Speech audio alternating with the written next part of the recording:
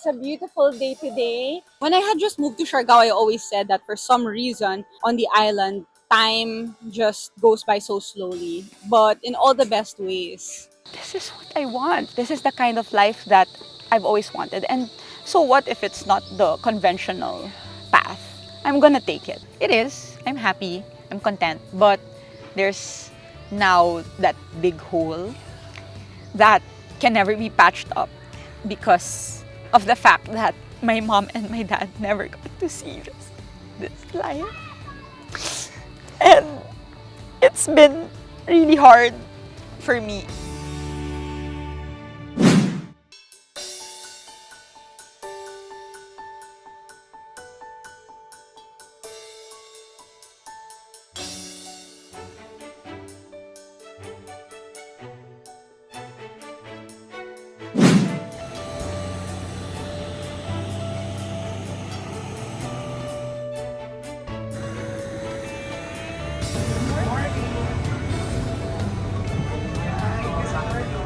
Wow, you know, it's beautiful. The Philippines' only boutique airline. I love it. Look at the chairs. Evacuation.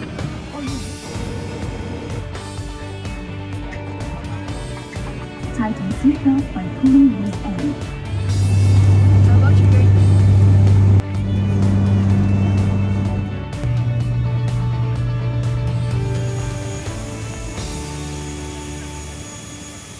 Welcome to Siargao! I'm so happy to see you. Ganda, it was a good flight, Really fast. I'm so happy. Sunlight here. Ganda. Left earlier. Yes. It was a good play. Super smooth and comfortable. Yes, and great service. I think we actually like. And you notice the outfit, the uniforms of the flight attendant. Oh my gosh!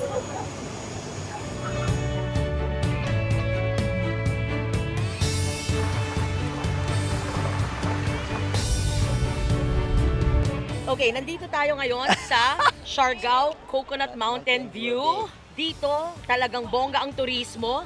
They even have made it official, the human drone, because internationally, the talent of the Filipino videographer is known all over the world because of the human drone. Nung una sinasabi ni Garlic, Karen, gusto mo ng drone shot, drone shot. Sabi ko, may drone nga si Mar, may drone si Mar. Yung pala literally. Sabi ko, yung human drone, kailangan makita ito ng buong mundo. Human drone. Okay, Oo, ito. kasi yung human drone mo na. Ayan na, so kuna. So, eto na yung human drone. We love Siargao! Woohoo!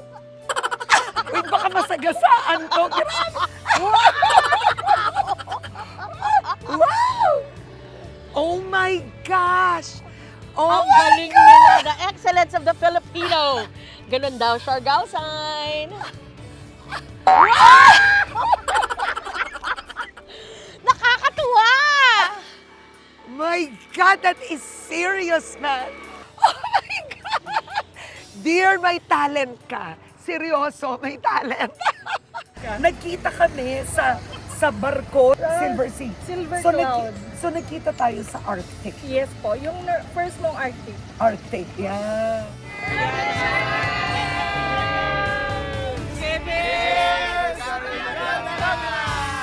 Guys, ang human drone nila talaga literal, oh. They're a group drone. Kami mga human Oh, sila yung mga human drone dito. kayo, sir. Supportahan nyo ang human drone sa Siargao. The Guzman family from Kabakalan! Wow! Taray! It's a beautiful day today. When I had just moved to Siargao, I always said that for some reason on the island, time just goes by so slowly, but in all the best ways. Some people might think it's boring, but for me, it's a privilege. It's such a gift to be able to have a lot of time to spend just being around my kids. That's why I'm all for slow living. Nothing beats the slow life in the province. Andi, you did something very brave and admirable. You were famous, you were leading this very showbiz life in Manila, and then you suddenly made a decision to move to Siargao? People, I think, assumed that it was just like a decision that I made overnight. It wasn't. Like, it just that I feel like I've been pondering on it maybe on my last 2 years of being in the industry. It's my lifelong dream to like be able to retire comfortably in a place like feels like paradise, wherever that may be. It didn't have to be Siargao. But a point in my life came where, I was going around the Philippines, exploring all these beautiful islands. And Siargao, I guess, just hit the spot because I love the culture, the surf vibe, that mentality. And so I feel like compared to every other island I visited, Siargao just like spoke to me on a different level. I also loved the fact that when I first moved here or started going here, Siargao wasn't really that popular to Filipino tourists. And so it was easier for me to be myself and to just explore the island the way I can be and feel comfortably myself. Because the people that lived here, like the locals, they're not really much into television or to showbiz. So, hindi ka nila kilala nung lumipat ka dito? Yeah, I mean, they knew who I was. At the start, they would ask for pictures, which I would grant. But then, when they saw me a couple times already and realized, oh, she likes it here, then I guess I became sort of one of them. They warmly welcomed me as one of their own, even if I wasn't really living here yet. So I really liked that. I really liked people wanting to get to know me and meeting people who wanted to talk to me for who I was, not for who they see me on TV. You grew up in show business at a very young age. Showbiz royalty, tatay mo si Mark Hill, nanay mo si Jacqueline Jose. Ano ba ang buhay mo bilang child actress?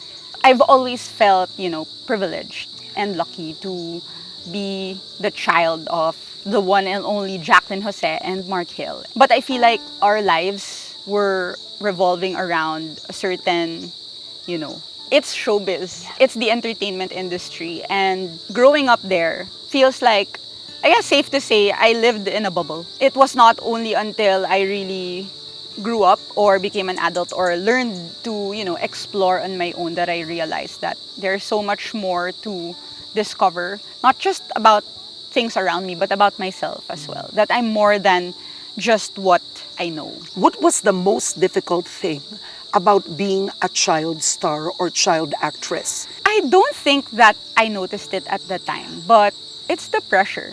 Because obviously, I mean, technically, I am an Nepo baby.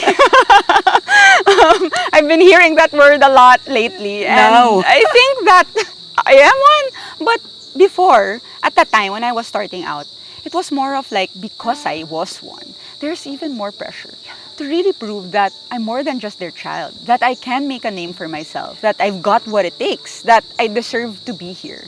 And I feel like those were battles I was battling in my head, even without me acknowledging it at that time. Did it affect your mental health? I mean, growing up not as an ordinary teenager. You were working, you were in sets, you were earning. Definitely. I mean, I started acting when I was about 17 years old, just when I was about to finish high school. So after high school, like as a student and a child, a sheltered child of Jacqueline Jose and Mark Hill, I just went off to showbiz and to do different shows until I got to do Agua Bendita. At doon ka sumikat. Yes. Sumikat ka It was doon. fun. Yeah. I look back on it with such fondness. It was an amazing time in my life. I don't have anything against the life that I was leading before. Don't get me wrong, just to clarify. But I struggled. I was so lost and unhappy. And I feel like it was so difficult for me to accept or acknowledge the fact that I was unhappy because I didn't want to seem ungrateful. So I feel like keeping that to myself really contributed to my eventual... I exploded somehow. You wanted to be authentic, but you couldn't. It wasn't the life you wanted. I guess so.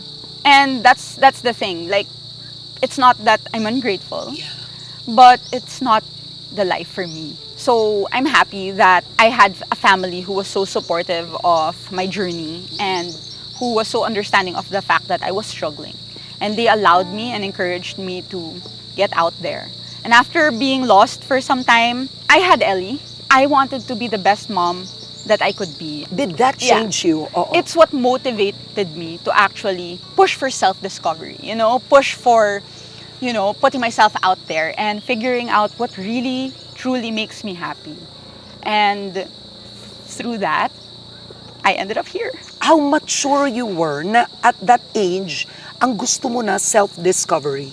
I was so immature and I feel like that's why it was also even harder. But the intention was there. I wanted to be a good mom to my daughter. I wanted to be a specific kind of parent. And I just felt that staying in the industry will not let me do that so much. I had this whole picture of what kind of parent and what kind of mother I wanted to be for my child. So I just spent years just trying to figure out how to make that happen while figuring out who I was as a person. But when I figured out when I started feeling happy and really it got easier to be that type of parent. Now, Ellie's father is Jake Ejercito. Kamusta na kayo ngayon? We're okay. We're not really like other parents or co-parents that you see our relationship on social media, but we have a really good co-parenting relationship, I would say. And I'm so grateful to have him as my partner in raising Ellie. But we're at the extreme difficult level. We have a teenager. Ellie's turning 15 this year, and she's going on to grade 9. So we're being faced with more difficult challenges. I mean, I feel like every teenager's parent can relate. So I feel like us really getting along and seeing eye to eye is more inevitable at this stage more than ever. How did you both come to forgiving each other, being in good terms? Hindi madali yun para sa iba. Madali if it's for the love of your child. We love Ellie so much, and when we were still together, he knows how badly wanted to be this specific type of parent. And he hears me, and I guess it comes from that. Just like really holding on to what we know of each other, what kind of parent we both wanted to be. Sadly, we didn't end up together, but it doesn't mean that the willingness to want to be that parent to Ellie is still there. It's still there. So we support each other in that way, I guess, even if we don't talk about it.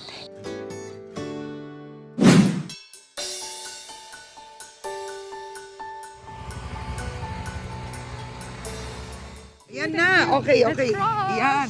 So, I'm so happy to see this. Okay.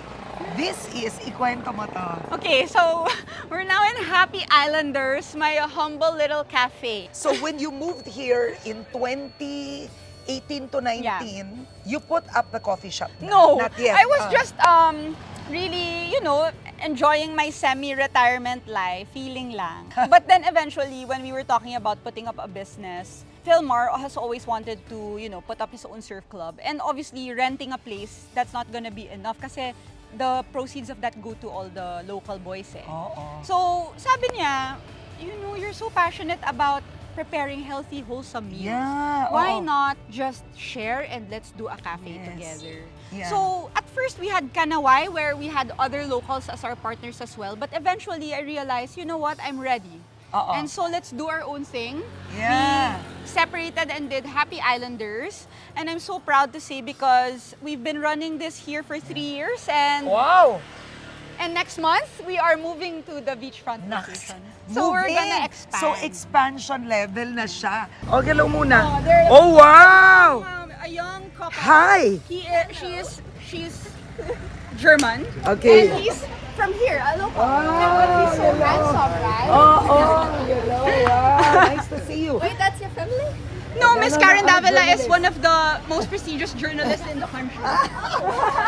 Okay. See you. Yes. Wow, hello guys. Hi. Oh, let's go up. I like this, a Global's coffee. Yes. Surf lessons, surf shop. Right? Surf club. So you can also ask for training dito ng surfing. Yeah, so usually we have mostly foreigners that come for surf lessons because since my Philmar is one of the coaches of the national team, we also have the top national surfers of the Philippines as our instructors. So usually it's the foreigners that really want to up their surfing. They come here and they book, but we also offer to beginners. Okay. Yeah. Hello, ate. Kamusta? Wow, Say you've hi! named pala. Guys, Hello, labas! hello. Labas! Ay, labas. So, dapat na, I wanna try the coffee. Magkape na tayo. Okay, so okay, si Andy will make This, the coffee. I It's a will nice be coffee your machine. barista. Okay. So, I made everything on the menu. Ay, you And, did? yeah. Okay, I love it. So, dito, ang cool dito, ha? It's so healthy. Look at that. What do you call this? Egg, So, bananas and... That's a chocolate protein powder with cacao. So all of our ingredients are just as much as possible either wholesome ingredients from the market, fresh produce, or superfood powders. And I just whipped up some different creative recipes that are enjoyable for those who want to eat healthy but are still beginners. Yeah, guys, tignan nyo, ha? Yung menu niya, ha? Okay, power eggs, waken bacon, wipe out pancakes, protein pancakes po ito. Tropical green for breakfast. Look at that. So Our it's- best sellers are these smoothie bowls and oh. slushies because I just use pure fruit for it and it's like frozen and blended. So it's like ice cream. So it's perfect for here. But you really have an advocacy for healthy eating. Okay, I wanna join you there. Right? Enter! Yes, I wanna join you. Yeah. Ang galing. Oh my gosh. You know, it's also been my dream to have a coffee shop. Sa totoo lang. Really? Yeah. Right? Okay, So what are we making? So I'm preparing you our Happy Islander. That's our signature drink and it's also the best seller. So Okay. it's perfect for those who love coconut, the flavor of coconut, but also don't like too strong coffee. So Yes, it's kind of that's on me. the sweet side because we have Okay. a whipped coconut cream. Fairness. Okay, let's do it. Go. This uses coconut and non-dairy whip. Do you like cooking? I love but it's mostly because of my interest in nutrition. So yun. I'm in the middle of a course. I'm not yet good. done. Wow. But Here, you take it in it's a Siargao or online? New York-based online. Okay, And so I'm trying to get certified as a holistic nutritionist. Ay, maganda. But we're just so busy with the move and my kids are Yeah. surfing and all, so I just haven't finished it yet, but Yeah. hopefully soon. You will. Okay. All right. So there's milk and this And is... then this is the coconut whip topping. So there you have it. Look, that looks... Happy Islander. No more mixing. No more, well, Gosh, it's good. It tastes like ice cream. yeah. That's the taste. Winner to, ha? I'm not kidding. Oh, thank you so much. It's really good. Thank you so much. I really put so much thought and heart into everything in my menu. Ano yung coffee niya masarap? And we use a mix of Arabica and Robusta for our coffee. So it's by Lelo Roasters Siargao, which it's my friends and I'm part of it. Okay.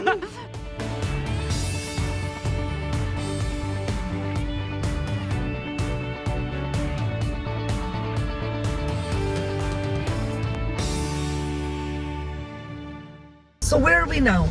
So we're now right on General Luna, and this is the busy area. Oo. It's been a while since I actually got to, just walk around here, but Yeah. it's nice. Ay, It's so ganda. cute. Like, look, Oo. there's a lot of like different specialty cafes Yes. and shops. Oo.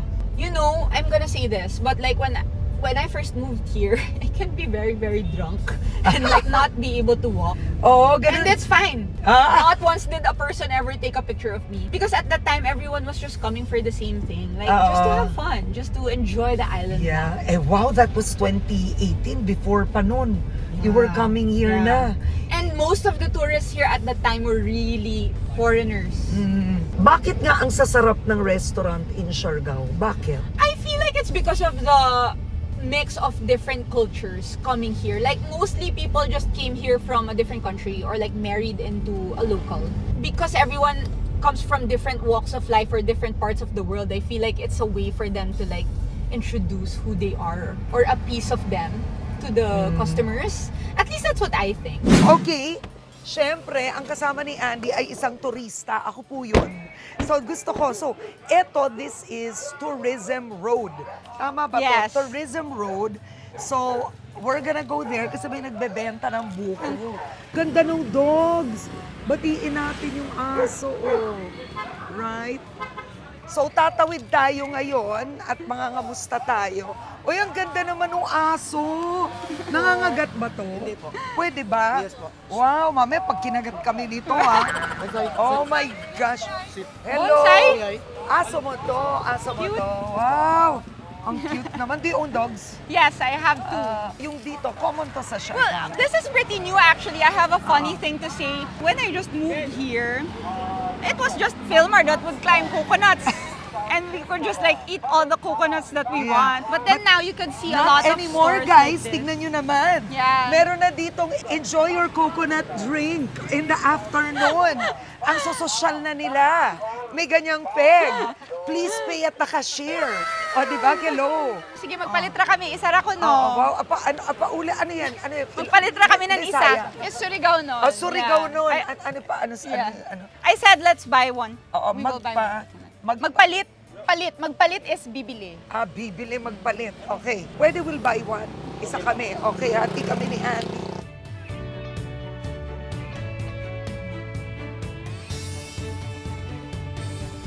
Fresh! Wow! Wow, ano to? Salamat. Bagong ano to? Bagong pitas po. Bagong. Galing mo naman. Yan, okay, Andy. Thank you. Ayan for you. And me.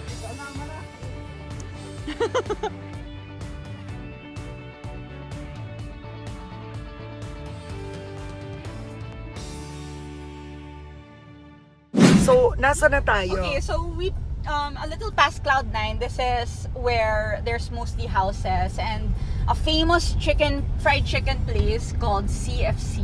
Okay. And this is my sister-in-law's place. So I will show it to you because I just want to share that that's actually where we used to live. Oh, wow. Before we had our own house, Ellie, me, and Filmar Yeah. lived in Filmar's room. It's not even a house, it's Pero a room. ngayon, it's no longer a house. Yes, but you'll still get a glimpse of it. Oy, ang ganda ng mga stores na yan, oh. This is Kanawa. I used to be one of the owners, but Oo. we decided to separate and build Happy Island. Yeah. So this one is CFC. Where? here. This one. Where? If you Ito. are an OG Siargao tourist, Tignan na you'll natin. know CFC. Ang ganda. CFC Katangnan Fried Chicken. So, ang may-ari nito is Andy's Sister-in-law, yes. Kapatid ni Filmar. Pero ito yung bahay So, nila noon. no, this is the restaurant, right? No. And this was our room. This was our house. This whole Ay, space, Pero it's so cute just naman. this big. Ang ganda naman nito. Just up to here. Noon. This is where we lived. And me, Ellie, and Filmar, here. Ang cute. With Lilo. Oo, Just wow. this one room. And then, where would your dining be noon? There, makikikain Yan lang na. kami sa CFC.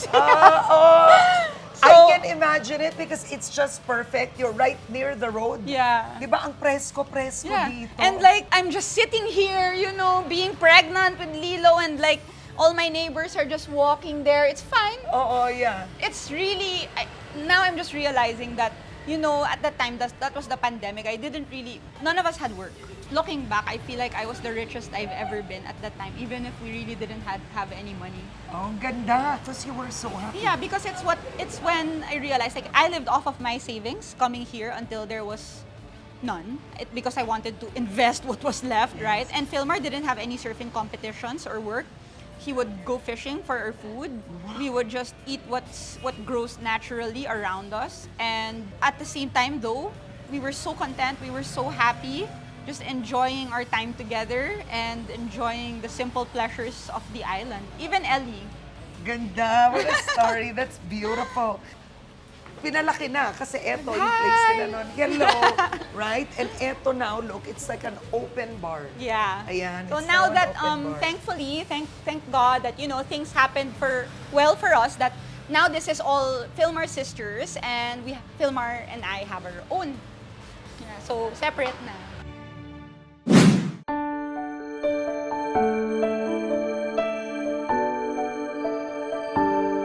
And then at some point, you met the love of your life.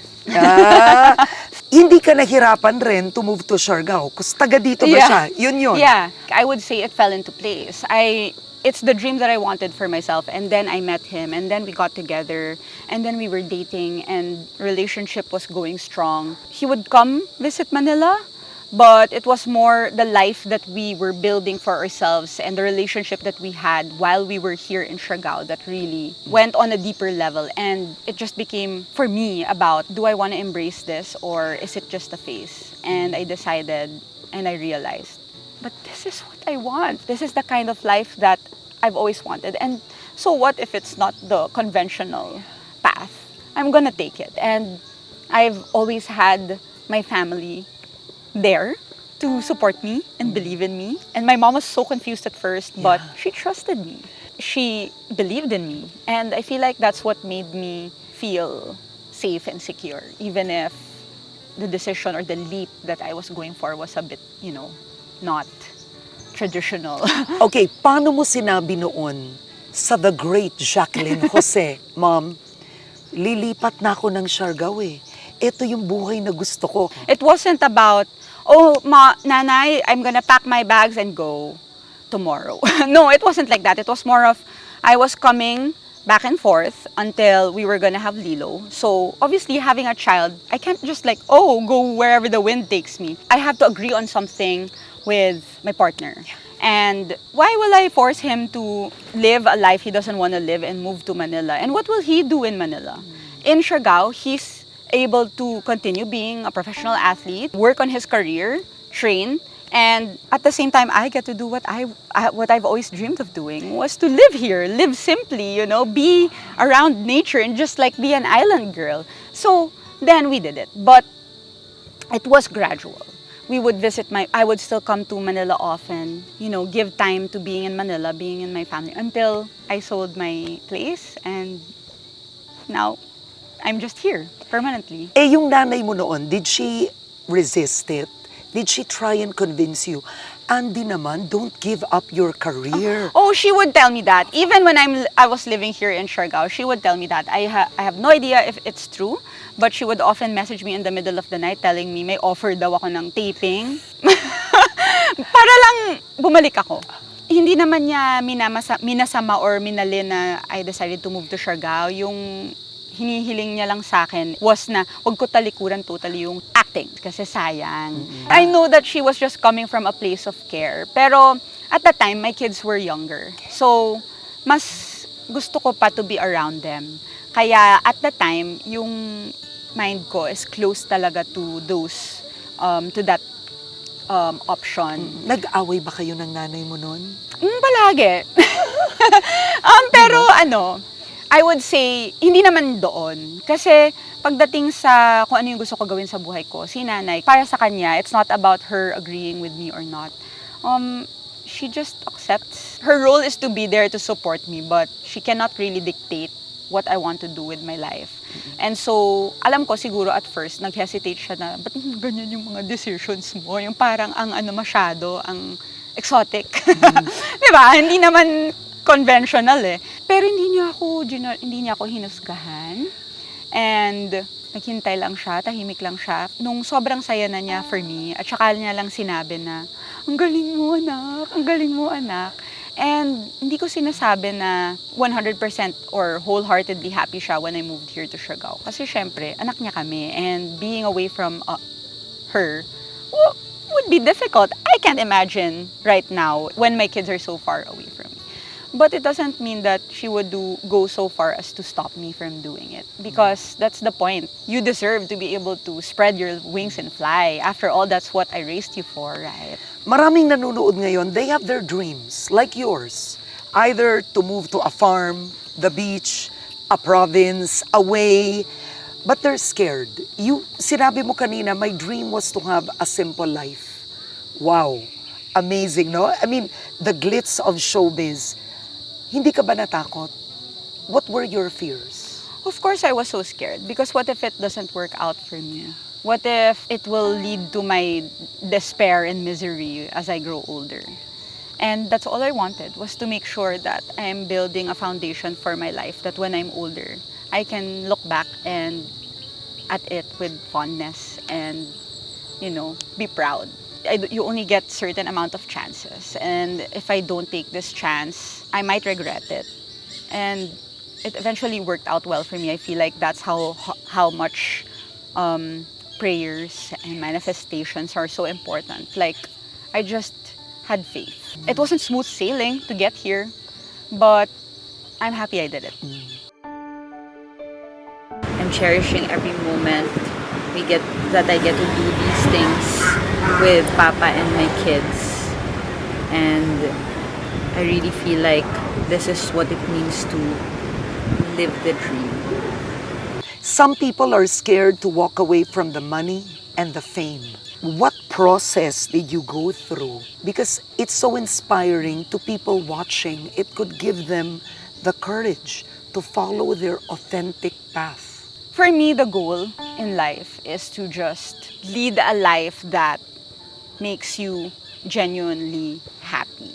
That I'm allowed to just prioritize happiness. And especially as a mom, I feel like that's the most important thing for me to make sure of, is that I'm a good role model for my kids. And when your cup is full, right, it's always easier to be that kind of person. Fame may seem like, you know, such a desirable thing to attain, but it was just a job for me.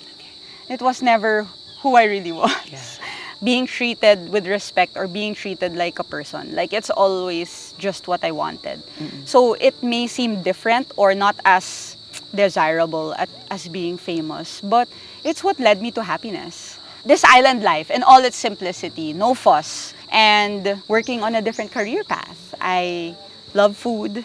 Philmar and I are into health and fitness, and we're all about, you know, wholesome, fresh food and surfing. And I guess like staying true to ourselves just like paid off eventually. It's now what we do for a living. Balikan natin ang challenges. Anong pagkakaiba ng buhay mo sa Manila noon at dito? Nakita ko mga video, nakamotor ka, di ba? Yeah. Naglalakad ka nakapaa, you know, you've been open. I mean, let's talk about that shift. Yeah, actually before going here, I was a bit late because looking for my slippers. Because I didn't know where my slippers were, but very different. I mean, for one now, I own, like, our closet space, we just have like 3 drawers each, me and Philmar, and that fits all of the clothes that I own. Like the clothes that I have now, this one, you probably see me wearing this again in 3 days after it comes out of the laundry. Sa I Manila. have 5 pairs of slippers. Yun na? It's like, you know, like, Pull out, yeah, pull out. borrow this Borrow from this, you know, known styling. designer. Get styled, you get your makeup done, get your hair done. I have nothing against that. That's cool if that's your goal in life. That's cool if like that's the kind of person that, you know, you want to be to feel successful and happy. Yeah. Great. It's just not me. I'm happily wearing these earrings. I've been wearing it for 3 years now. It's never gone off my ears, and I'm happy just having these. Like, What do you love about the island life? Describe the simplicity in its day-to-day routine. well, Philmar always is the first to wake up in our house. He wakes up at 4 a.m. just like a true provinciano. Me and the kids wake up as well. We go to the cafe. We like to be there early in the morning just to make sure we can stay on top of things, and we eat our breakfast there as well. We go for a surf or just swim in the beach, swim in the ocean, run some typical day-to-day errands. You know, I wash my clothes, I make laba, I cook, I prepare all our meals. We go to the market. Sometimes my husband will catch our food.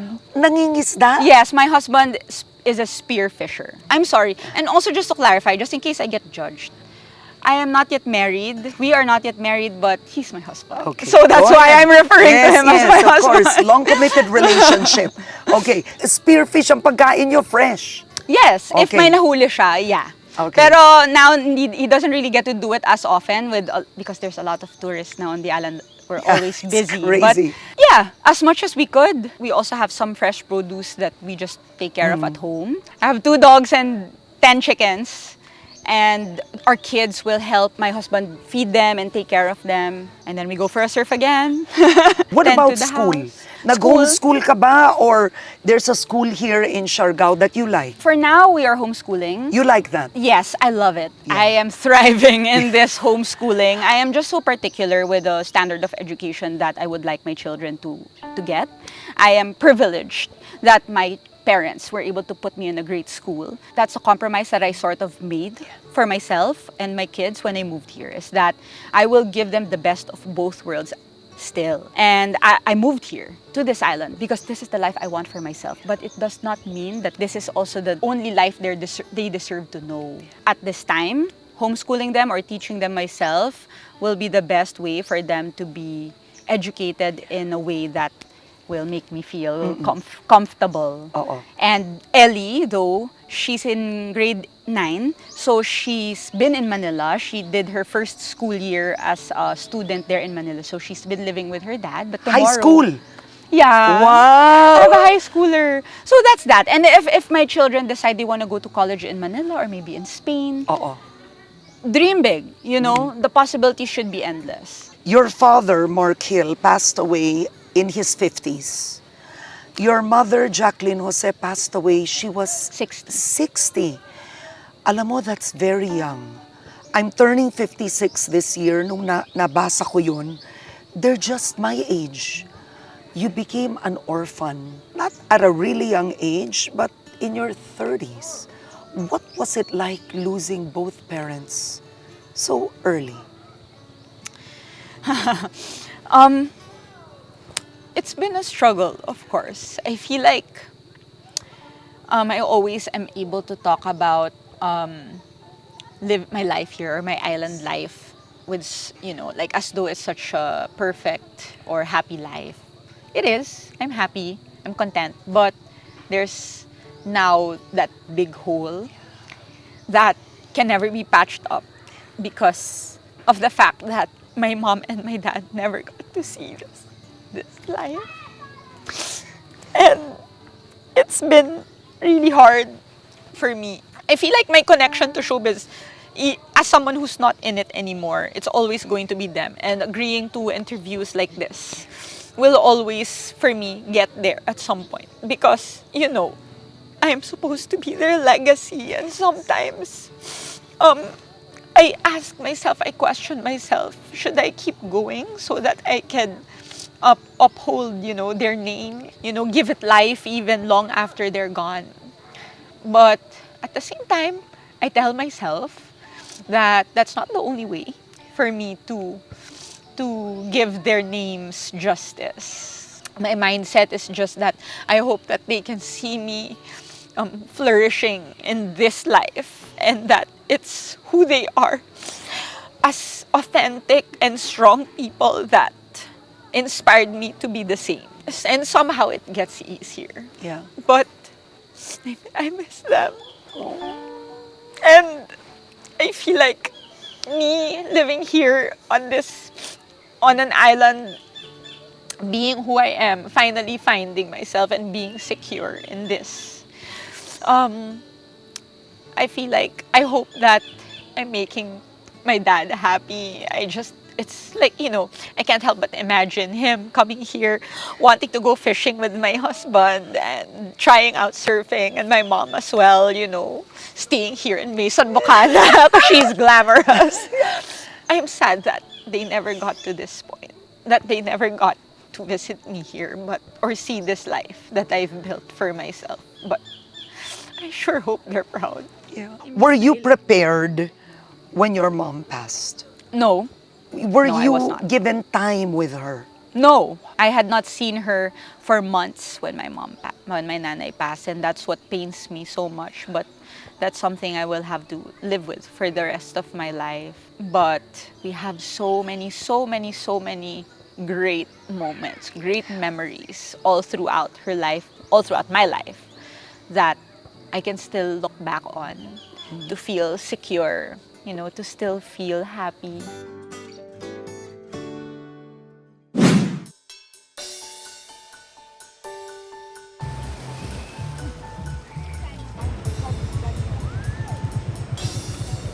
Ilang metro lang mula sa cafe mo, and actually your former home is already Cloud9. Cloud9, yes. Oo, and this is your community talaga. Yes. So Okay. this is my neighborhood. I know everyone that goes here every day. Yeah. This is where Philmar and I had all our dates in the beginning. Wow! Okay, dito ba kayo nag-meet ni Philmar?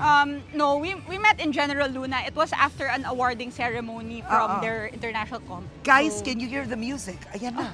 Wow, okay. Eto, Shaka. So yeah. Yeah, famous to. Yes. Oh, It's look at one of them. the first long-standing cafes here, and they also Yeah. have healthy bowls. Diba? O, tinan nyo naman yung vibe, guys. Wow, ang ganda naman yan. Ito si... This is Marama Tokong. Oh, He is one of the Marama. best surfers in the country. Wow, top surfer of the Philippines. Wife niya yan. Girlfriend, yeah. Ganda ng girlfriend ni ano. Ganda Yeah. ng girlfriend ni Marama. Okay. Look at that. Ang ganda. Golden hour. So the perfect time to Yes, come that here is is so really at gorgeous. this time. Napakaganda ng beachfront na to ha. So ito yung sa Cloud9, look at that, may mangroves. And across the mangroves, ang daming surfers. Malakas yung waves na yan or hindi pa? Well, Cloud9 is really known to have super, it's for advanced surfers. Yeah. So yung waves niya are very dangerous and like hollow. But now, it's the perfect time because it's summer. So like it's smaller and more friendly, and that's when everyone is there. Yeah. Kids of all ages can just go swimming Yeah. all day. And then ito, pag magre-rent ka ng surfboard, andyan lang siya. Yes. Yan na yun. Magkano ang renting? It really depends. Like for us at Happy Islanders, we have like our rate is at a bit of a more premium rate Yeah. because of our surfboards. And then Oh. here it goes from different ranges. So there's probably 250 or 300 per hour that you Yeah. can rent. So iba-iba pa yung klase ng surfboard. Yes, In there's Happy different Islanders, ano yung surfboard? We have a lot of mid-length and high performance longboard. So they are not necessarily for beginners. Yes, And here, if you are a beginner, it's the perfect place to rent your board Yan, because they have a more options that are easy to ride. Yeah. Okay. Ito yung nakikita natin sa mga postcards, a lot of videos. Anong tawag dito? This is the Cloud9 Tower because it has Cloud9 the best Tower. view to see Cloud9, which is a world-class surfing spot. Pero nasira to nung bagyo. Yes. Oo. So this is now just a replica. Originally, it was 3 stories. Okay. And, you know, I just have so much memorable moments there, just hanging out, watching all these international competitions and Philmar and the others compete. Wow. And it was just, wow, the whole tower gets filled with that kind of audience just cheering. Okay, so Good time. Philmar is, of course, a surfing athlete. Pero what made you fall in love with him? Bakit siya? Well, to say the least, when we started getting close to each other and really building a relationship, I feel like I became the best version of myself when I wow. met him. Talaga. Why did you say that? Our relationship together, it started with like just helping and encouraging each other to become better people. Yeah. We both came from a relationship that didn't work out. Yeah. We both had a child. Yes, I And see. I feel like when we met as friends, and it was more about supporting each other to take this second chance in life and make sure to make things right this time. So I would have to say, sinuwerte kayong dalawa, you found the Yeah. one. And I'm so The happy one. that you said that. Sinuwerte kaming dalawa. Dalawa. People often tell him, you're so lucky to have me. yeah. But for me, it's like, how can you say that it just goes one way? Yeah. How come it cannot be that I'm also lucky that I Yeah. have him? Wow, what is that? So this is Jacking Horse area. Oh, wow. So the surf spot is called Jacking Horse, which means that the beach is called Jacking Horse as well. Okay, bakit yun And- ang pangalan? It's the shape of the wave in Ah, Jacking Horse. yeah. It's like a jacking horse, but right now it's not season, so I see, you maliit. don't see anything. But that's also where the new Happy Islanders will be located. Wow, so I'm so happy. congratulations! So guys, yung bagong coffee shop ni Andy, it will be right there, beachfront. Starting in July. Oh my gosh, so do you still have to build? We are still building. Yeah, we are Okay. in the process of building, but only giving each other, giving it 1 month because Okay. it's just a roof. Yes, oo. A lot of them are naman eh. Ganyan dito eh. Oh. Parang it's a cogon or bamboo roof, tas wood na dapat lahat. Yeah. Oo, that's such a beautiful spot. Bakit mo to tinawag na Cloud9? Okay, do not quote me because I'm not sure if I have my facts straight. Yeah. But way back in the 70s, I believe, or the 60s, so when a bunch of foreign surfers would come here to surf this break, I think it had something to do with the chocolate bar. Ah, Yeah. oo nga. With the chocolate bar that they were eating because there's not much options for snacks. Yeah. But wow, you know, I have to say, Siargao is beautiful. Tignan nyo naman po ito. You have everything. Oh. Tignan nyo, clear water. Baba mo, ang linis-linis ng tubig, napaka-clear po. You have the waves right there, and then you have mangroves. And then you have kuyas Diba? like that. Oo nga, tapos may mga gwapo pang ganyan, no? Biro lang yun, guys, ha? Baka mapiko na, baka mabash ako, biro yun. Maganda yung sunset. Oh, look at that! Oh my gosh, that is precious. Dito talaga people come for the sunset. This is the corner and the Katangnan Bridge is where the best view for the sunset is. Wow. Ano ang mga bawal gawin ng turista dito sa Cloud9? Magandang tanong yan. Well, I hope they realize how big of a deal it is to be mindful of their actions. Like they come here to celebrate or to just like let loose and have fun. But from our perspective, it's all litter. It's all noise. And I just really Yeah. hope that they start being a little bit more responsible Yes. and clean up after themselves. Yeah, kasi And- iba iniiwan talaga yung Yes, what they it's been so common that people will go to a spot and it's a beach, so it's public, and then when they're gone, all their trash is just left there, and it's Yeah. very sad. It hurts our feelings that you'll try to make this island make you happy, but you're not gonna give back. So it would be great if we can give back a little.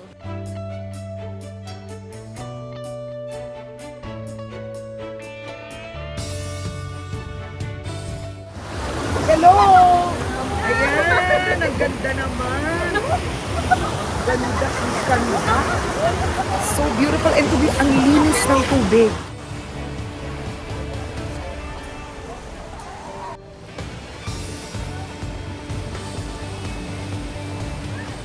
Is it hard to surf? Well, surfing is an extreme sport. It is hard, but I still encourage everyone to try if they are Okay. confident swimmers. What are the first steps? Anong una? Well, first you have to learn the basics of really making sure that you know your way on the board. You'll practice your paddle. Usually that's something that you improve on through time. With surfing, compared to other sports, the thing is you can't really actually know how to surf unless you do it all the time. So you really have to do it as much as you can. Oo. And I've been surfing properly for 5 years now, but I'm still nowhere near being an expert. Yeah. So ilang oras ka dapat nagsasurf para matuto ka na tumayo sa board at mag-balance? I feel like it depends on the person, because if you have good core strength and balance, you can stand up naman on the first try. Ay. Pero may mga iba Hindi na ako yun. Hindi ako yun. some would struggle. Yeah. But I think just making an effort of like a week, trying it, giving it a chance, going for at least an hour a day for a week, you'll do it.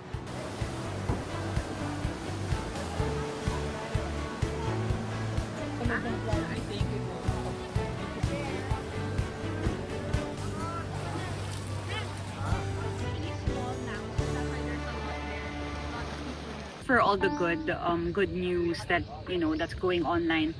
I'm happy for the island. I'm happy for the progress that it's been having and all the attention. But I'm just very, particular when I talk about how I feel about the influx of tourists here.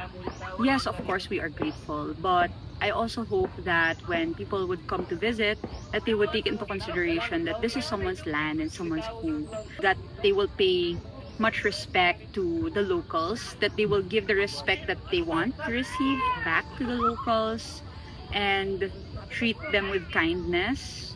Kahit wag na ako, but sila, please treat them with kindness, because this is their home, and let's be mindful of that. Kasi lumabas sa balita, may mga foreign tourists na mangilan-ngilan ay nambabastos na. It's crazy. I did not expect that it would get to this point. And I feel like that's what I meant when I said that I've been a bit struggling a bit here lately. It's just so bad because there are people who are seriously, obviously committing crimes and, by hurting locals. And I just hope that the people in positions of power would take notice of that and not let these things pass, because we should all protect them. These locals are just simple people that cannot really defend themselves, and that's why we're here. We should be the one finding ways to make sure that we are on their side and that they feel that.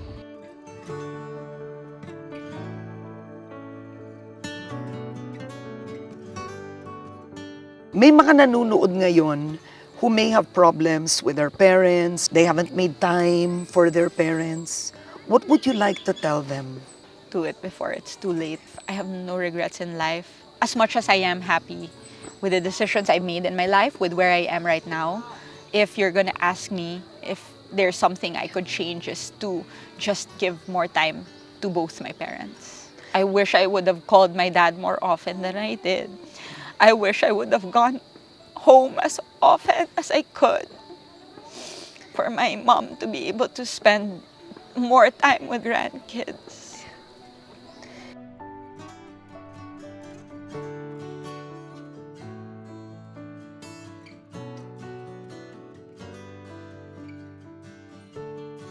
A life is luxurious when it is full just by embracing what's already there, what you have. It's contentment. It's comfort in all that life or nature is able to offer you as it is. That's for me. Being genuinely happy with the life that you have. Well, life is fleeting and that you only get one. This quote that goes, "Take the leap, but what if I fall? Oh my dear, but what if you fly?"